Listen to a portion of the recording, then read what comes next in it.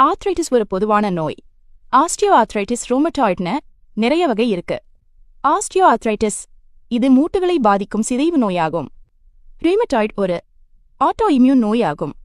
மூட்டுகள் மற்றும் உறுப்புகளில் அழற்சி ஏற்படுத்தும். மூட்டு வீக்கம், மூட்டு வலி, நடக்கும் முழங்கால சத்தம், இதெல்லாம் ஆஸ்டியோ ஆர்த்ரைட்டிஸின் அறிகுறிகள்.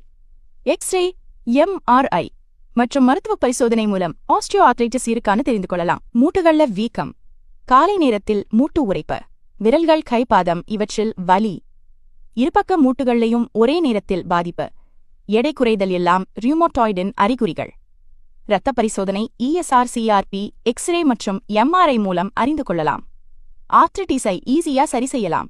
தினமும் நடைப்பயிற்சி செய்யுங்க. சரியான காரணியை உபயோகப்படுத்துங்க. உடல் எடையை கண்ட்ரோல்ல வையுங்க. 2 வாரத்துக்கு மேல தொடர்ந்து வலி இருந்தா டாக்டரை கன்சல்ட் பண்ணுங்க.